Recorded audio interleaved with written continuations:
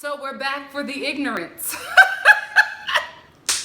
I only come back because you guys convince me every time. Let's get into this review. So Joseline and Dime Piece meet up to discuss their issues. Joseline actually came to this meeting thinking that Melissa was going to round up all the girls for her female empowerment video. And Dime Piece, Jessica Dime is the only one. Dime Piece, why do I keep on calling her that?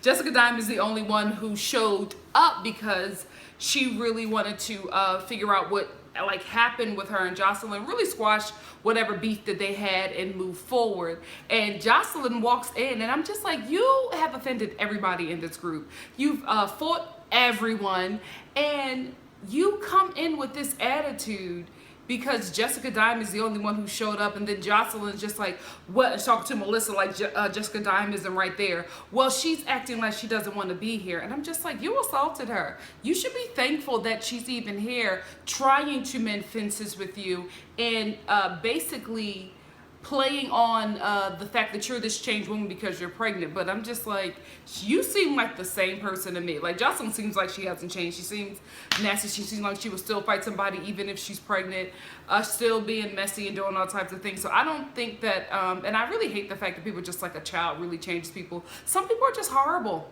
And a child doesn't make them better. A child probably sometimes makes them worse. But anyway, they meet and they squash their beef because Jessica Dime is just like, well, when I came here, you were supposed to be my friend. Like, you acted like you didn't know me. And then Joseline was just like, well, I thought you were hanging out with these new people and conspiring against me. Anyway, long story short, they squash their beef and they're able to move on. And then Jessica Dime says that she may show up for Joseline's female empowerment video. And I'm so sick of people trying to like guilt people into doing things for a cause, and it's just like overlook the fact that I'm a terrible person because I want to do this empowerment video for a woman. I'm not saying that I think that Joseline is a terrible person, but it's just like you can't overlook everything that you've done for the past seasons and expect all the women to come together for women empowerment when all you guys do is throw punches and drinks at each other. Now we want to talk about women empowerment and how terrible men are. Let's deal with the core of the problem.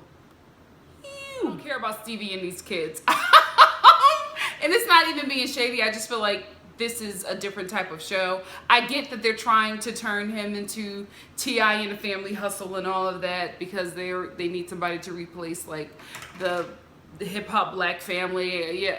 I get it. I totally understand. I don't care. I also feel like this isn't a show for them. This show is like a train wreck. You know, it's just train wreck TV. You know, it's messy, it's ratchet, it's a whole lot of things. I don't feel like I want to get into the issues that Stevie is having with his children. It's uncomfortable because the children are on the show and then they're having confessionals. I don't care. Oh, Mariah. I've been wanting to open up a nice spot for a while now in this location. Open up. Where are you from? Like, all these people are in Atlanta and like, are they really from here? I can't pick this accent. I cannot stand how slow she talks. I can't stand like if you notice her shoulders are up here. I'm opening up a nice spot. The wig is down here. I can't take this character. Mona, please, for the love of God, if you care anything about your viewers, all of these new people that you have introduced this season, do not bring them back. Do not bring them back. Then we get this, oh gosh. I know my worth. And this show is just, oh, you are playing me. You are playing me. Because I'm watching it. Anyway, we get this poorly acted scene with Mariah and Shooter. And she calls Shooter over and because she wants him to pay for this nightclub that she wants to open, and you got to give me 70 bands because I've been holding in your secret.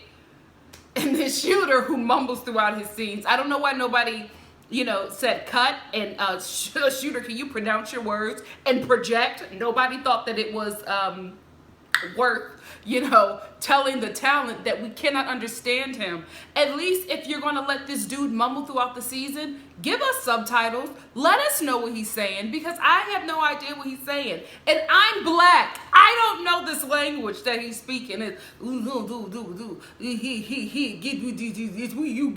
gonna get no money. I'm like, what is he saying? I have no idea.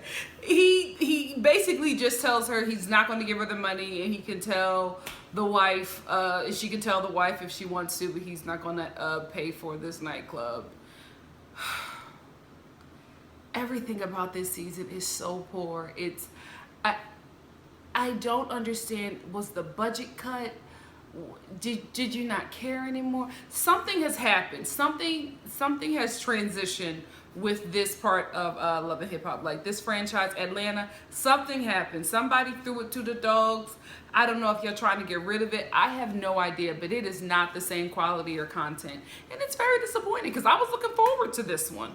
I can't believe I'm looking forward to Hollywood over Atlanta.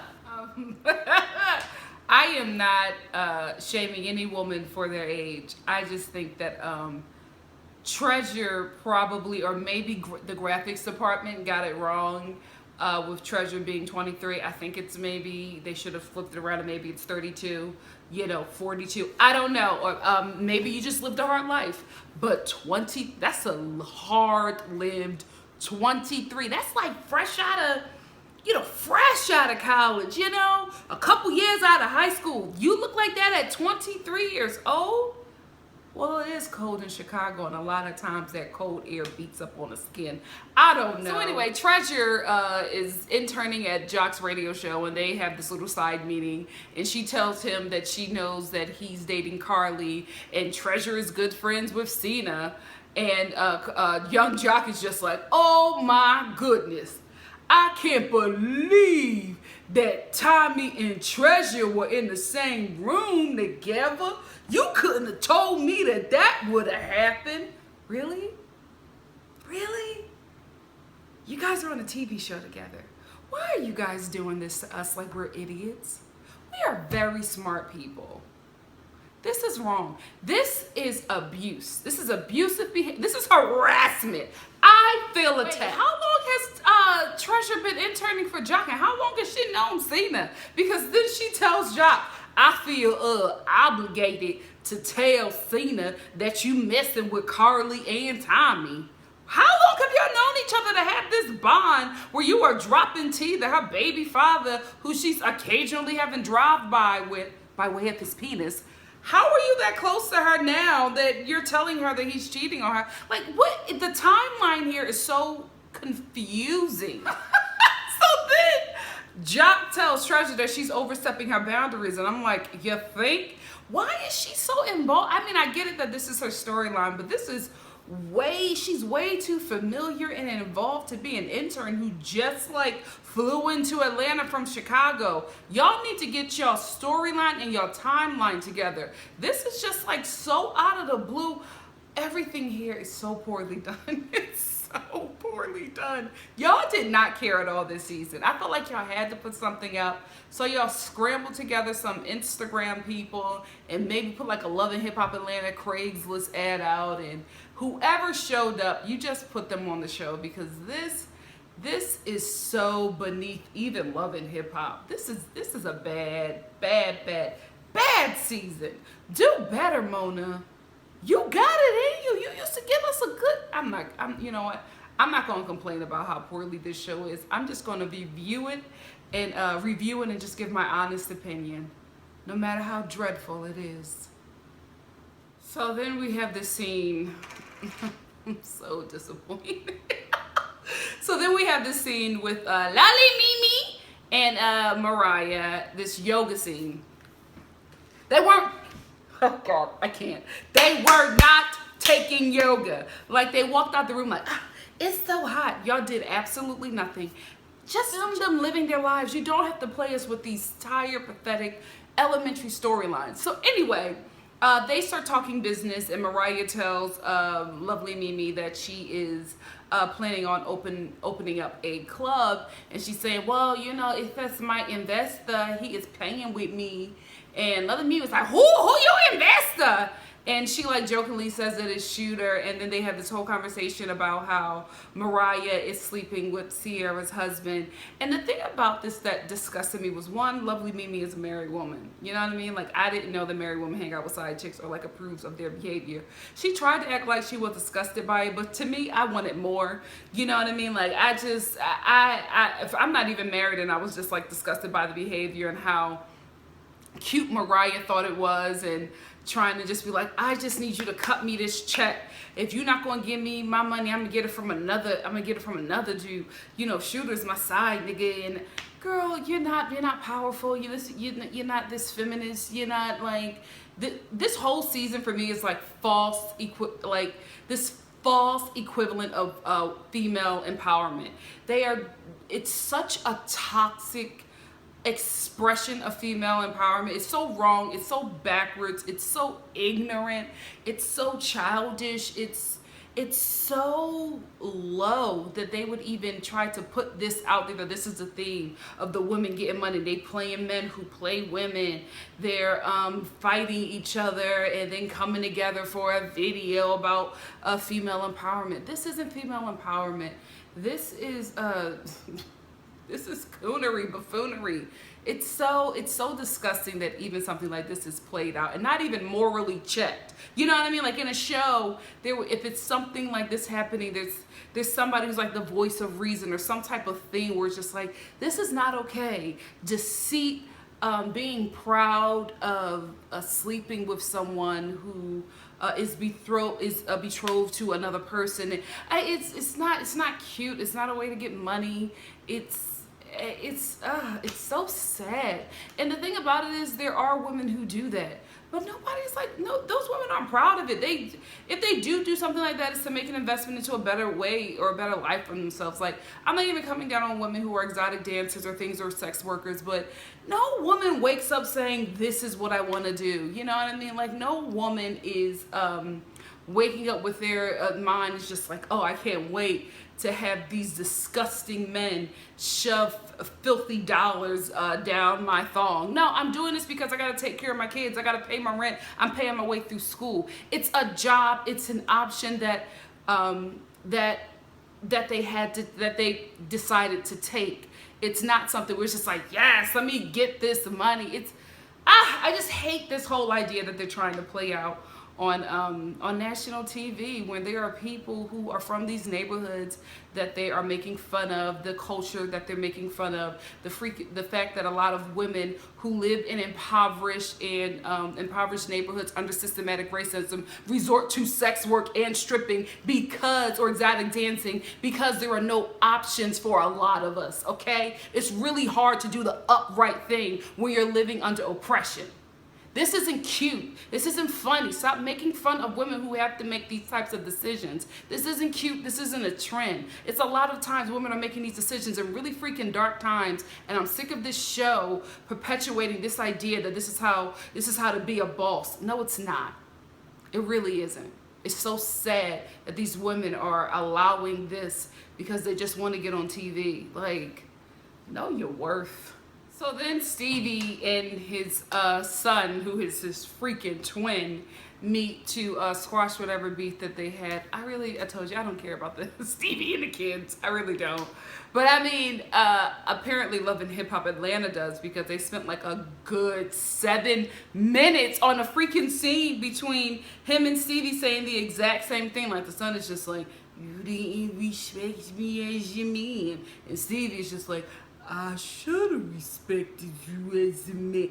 It just went on for way too long, and they kept on saying the same thing over and over again, and then they finally just squashed it. I didn't believe it. I kind of felt like they had already squashed whatever beef they had, and this scene was just something to keep the story along, because it was so forced, and it was just pointless. It was just very meaningless. They got to it right away. I just don't know why we needed 7 minutes of like these slow side talking dudes apologizing to each other.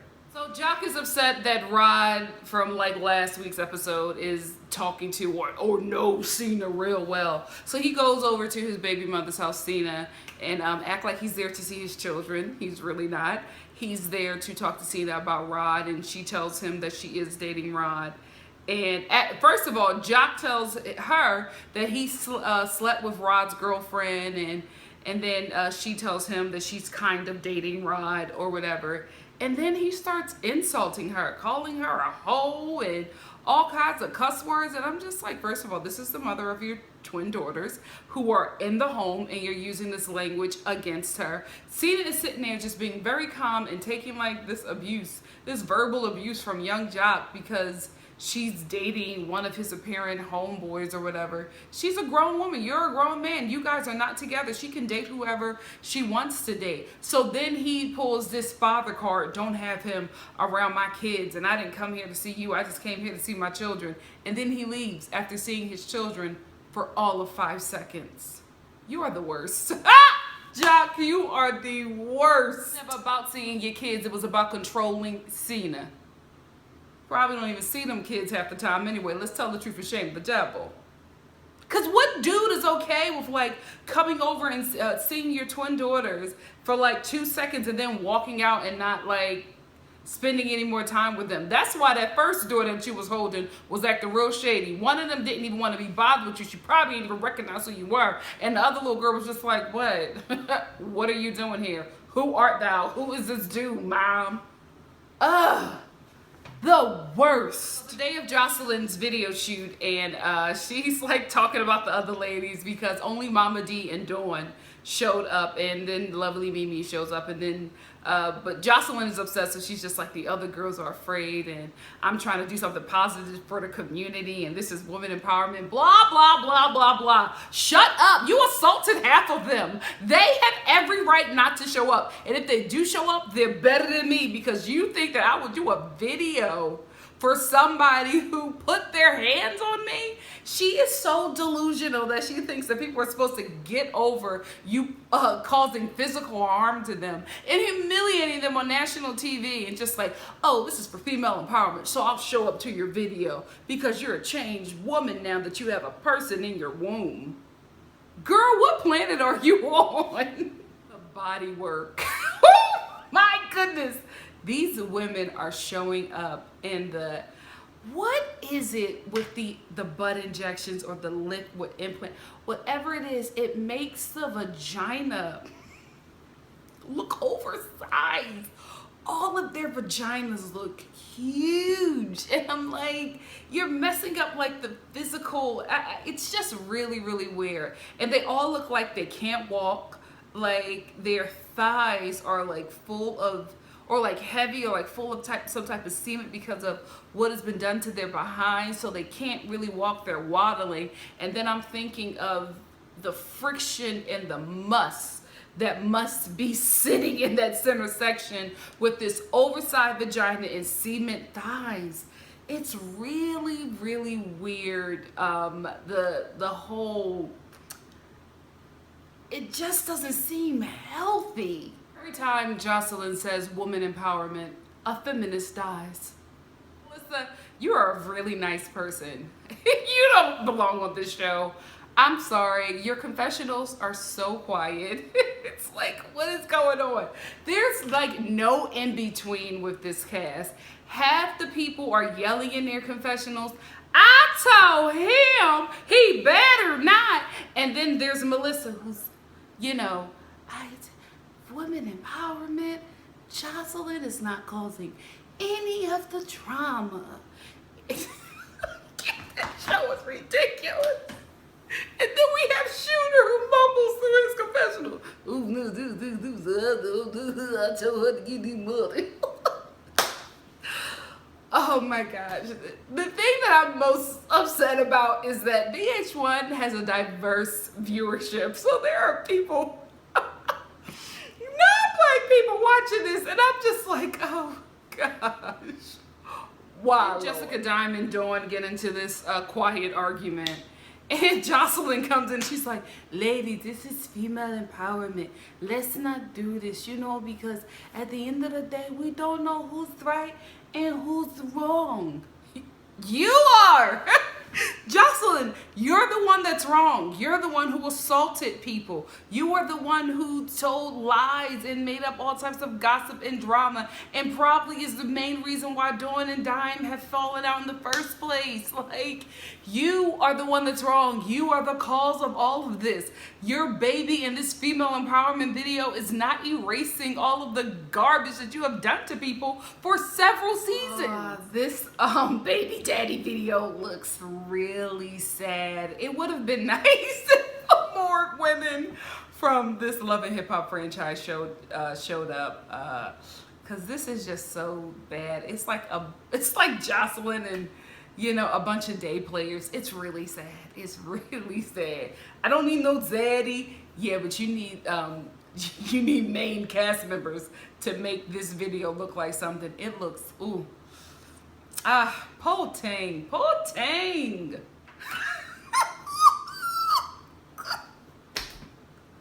So, Sierra calls Shooter. She leaves the video shoot, Joseline's video shoot, after Lovely Mimi tells her that Mariah's sleeping with your mate. After she tells her that, she leaves, she calls Shooter, and Shooter shows up, and Sierra is standing there, butt out. Her entire butt is out. No shade. It looks like it hurts. It looks really, really solid and heavy. Does not look natural. If it is, girl, more power to you, but it just looked like a painful backside. Anyway, she's sitting there, painful backside out and everything, and she's confronting Shooter, and Shooter shows up and he doesn't know what's going on, and she says something to him, and he's just like, what you talking about? And she's like, what? Please don't tell me you sleeping with Mariah. Please don't tell me. And then in his confessional, this is why I'm laughing. His confessionals are so horrible. So horrible. He's like, all I can think about is Mariah trying to get, looking down the whole time, Mariah trying to get back at me because I won't invest in her club. What the hell is going on? VH1, it's mad easy to get on this network. This is ridiculous. Did no executives watch this season? Did y'all not watch it first before y'all put it on your TV? Like, this is ridiculous. I need to speak to management. So while Sierra is confronting Shooter about sleeping with Mariah, and he's like mumbling his defense to her, Mariah shows up like a Dodge Caravan. Like, why was this her ride of choice? Like, was this a production van? Was this an Uber? Like, why did she show up in like a Dodge van? I really thought when the door opened that some like somebody handicapped was gonna come out. It looked like a paratransit bus to me, so I didn't understand what was going on. She comes out and they all have this really like low energy fight. Sierra like gives her a slow-mo punch that doesn't land. Mariah is walking around, get off me, bruh. This was so sad. Oh my goodness, we deserve better, Mona. Next week, Tommy is back, and that's probably the only reason why I'll come back, because I know she gives her all in her scene. So I will be there to review it and drag the foolishness that is Love and Hip Hop Atlanta. Anyway, see you guys then. Bye.